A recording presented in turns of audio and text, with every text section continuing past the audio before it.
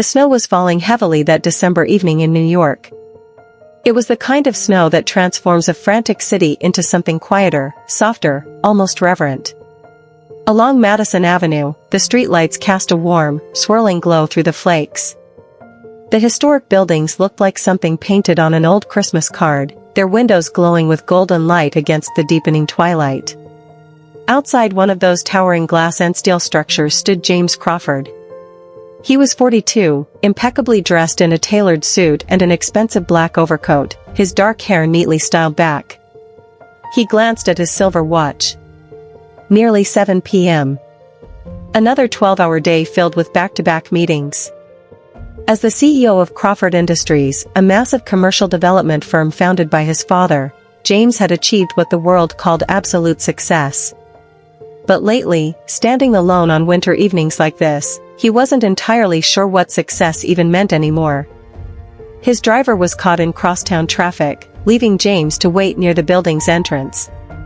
Snow began to collect on his shoulders as he watched the world rush past. People hurried by with their heads down, completely absorbed in their own lives, desperate to get warm, desperate to get home. But then, James noticed her. She was a little girl, maybe 5 or 6 years old, standing shivering against the iron railing of the building. She had light blonde hair pulled back in a small, messy ponytail. Her tan winter coat looked far too thin for a New York blizzard. A bright red sweater peeked out from underneath, and a small school backpack sat at her frozen feet. But it was her face that stopped James in his tracks. Her cheeks were flush red from the biting cold, and her wide blue eyes scanned the sidewalk, searching every passing face with a desperate, heartbreaking panic. James felt a familiar tug of concern. Without a second thought, he approached her slowly, careful not to scare her. He crouched down into the snow, bringing himself to her eye level, and spoke in a gentle, reassuring tone. "Excuse me, are you okay, sweetheart? Are you waiting for someone?" The little girl looked at him, her lower lip trembling. Snowflakes had settled in her hair like tiny stars. Tears finally welled up and spilled down her cold cheeks as her voice broke. "Sir, my mom didn't come home last night." The words hit James like a physical blow. His mind instantly raced to the darkest, most terrible possibilities, but he forced his expression to remain calm and safe. He softly asked her name. She replied that her name was Lucy Chin. "Hi, Lucy," James said. "I'm James. Can you tell me what happened? Where do you live?" Lucy sniffled and told him they lived on Maple Street, in the apartment with the blue door. She explained that her mommy usually comes home from the hospital by dinner time, but she never came last night. Their neighbor, Mrs. Peterson, watched her and gave her breakfast in the morning, but she had to go to work, so she told Lucy to go to school. Lucy looked up at him with tearful eyes and whispered, "But I'm so scared. What if something bad happened to my mommy?" James felt his chest tighten. The sheer vulnerability of this child, going to school all day while carrying the terrifying weight of a missing mother because she was told to, was heartbreaking. He asked if the neighbor had called the police. Lucy shook her head, saying the neighbor thought grown-ups just get busy sometimes and forget to call. But Lucy knew her mother. She said her mommy never forgets, and always calls her, even when working late. James stood up and pulled out his phone. Looking down at this little girl wandering the city alone in a snowstorm was something he simply could not bear. He looked back at her and promised, "Lucy, I am going to help you find your mom. I promise. But first, we need to get you somewhere warm. Were you trying to walk home just now?" Lucy nodded, explaining that they had only moved there 2 months ago, and she had gotten confused and couldn't remember the whole way. James knelt back down. "Hey, look at me," he said. "I want to help you. Would it be okay if we go to your apartment together to check? And if she's not there, I will figure out exactly where she is. How does that sound?" Lucy studied his face for a long, heavy moment, processing the internal battle of stranger danger versus a desperate cry for help. Finally, she nodded and told him he seemed nice, and that he had kind eyes. She said her mommy always told her you can tell if someone is good by looking at their eyes. James smiled softly, telling her that her mommy sounded like a very smart woman, and told her it was time to get out of the cold. James texted his driver, canceling the ride. He gently took Lucy's tiny hand, which felt so small and icy even through her mittens. Together, they walked the 8 blocks toward Maple Street. To keep her mind occupied, James kept talking to her, asking about her mother. Lucy proudly explained that her mom's name was Grace, and she was a nurse who helped people get better. She called her the best mommy in the world, who read her stories every night and made the best pancakes. When James asked about her father, Lucy shook her head and said he had died when she was a baby. He was a firefighter, and her mom always told her he was very brave. James thought to himself that of course he was. This tiny family had already endured so much loss, and now this. Life could be unbearably cruel. They finally turned onto Maple Street, a row of older brick buildings with iron fire escapes. Lucy led him to a faded yellow building with a distinct blue door, just as she had described. They climbed the stairs to apartment 2B. Lucy reached into her coat and pulled out a key on a string worn around her neck. She explained her mommy gave it to her for emergencies, but told her never to go in alone. She asked James if this counted as an emergency. James looked at her seriously and said, "Yes, sweetheart. This is definitely an emergency."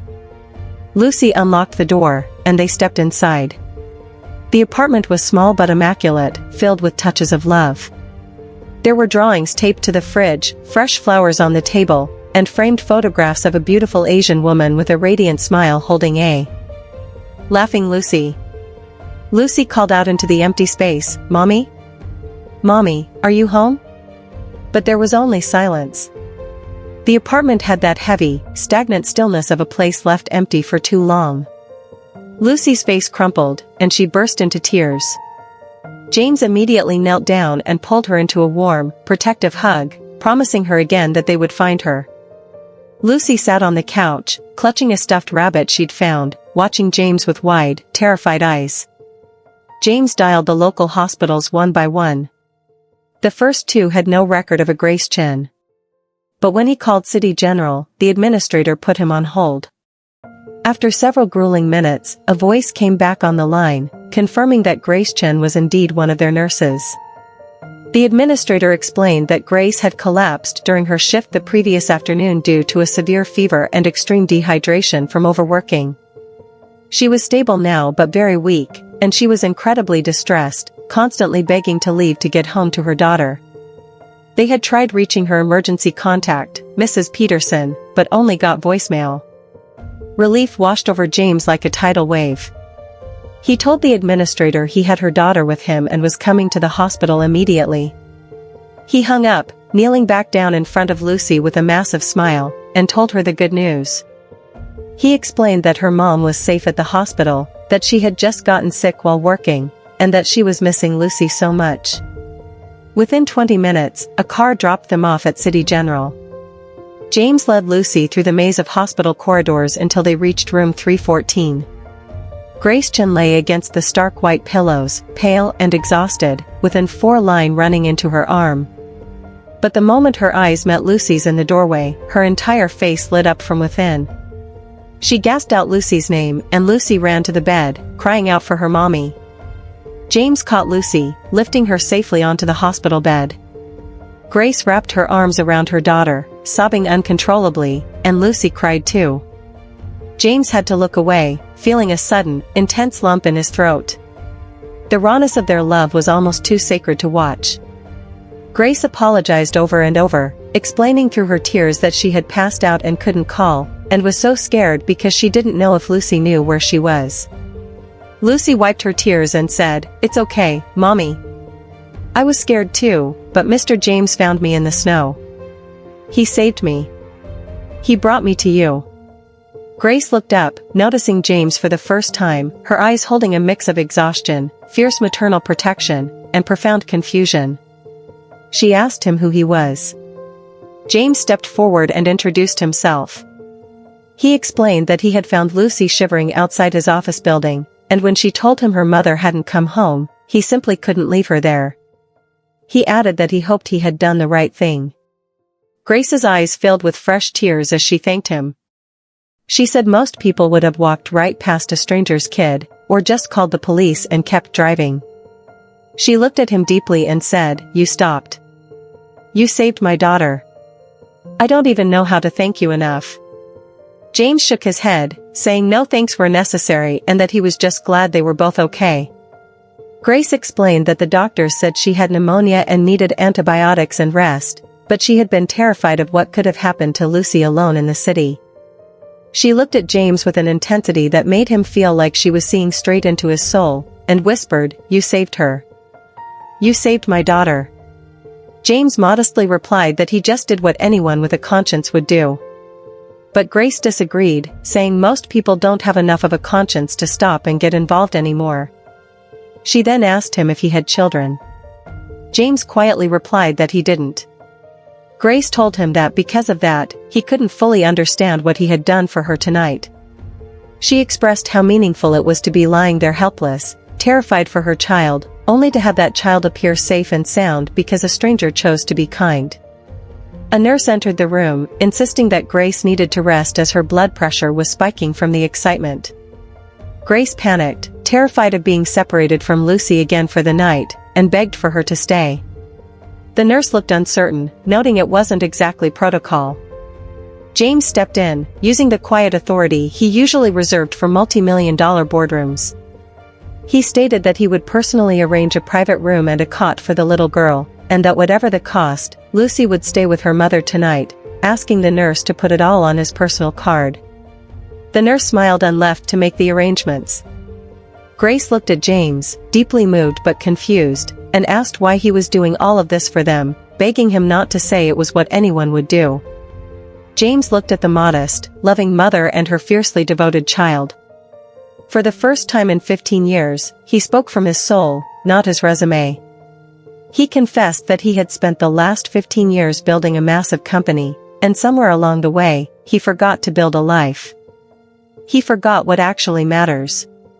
He explained that when her daughter stood in the freezing snow and told him her mother was missing, he remembered.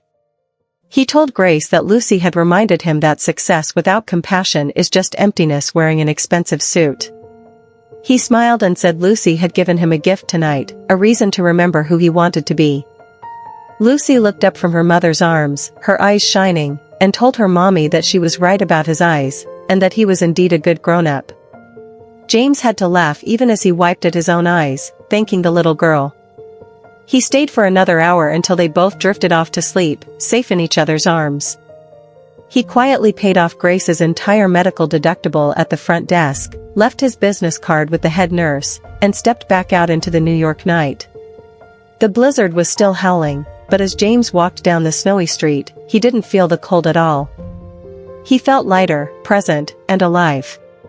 He pulled out his phone and called his executive assistant. When his assistant answered, surprised by the late hour, James ordered him to clear his schedule for tomorrow morning.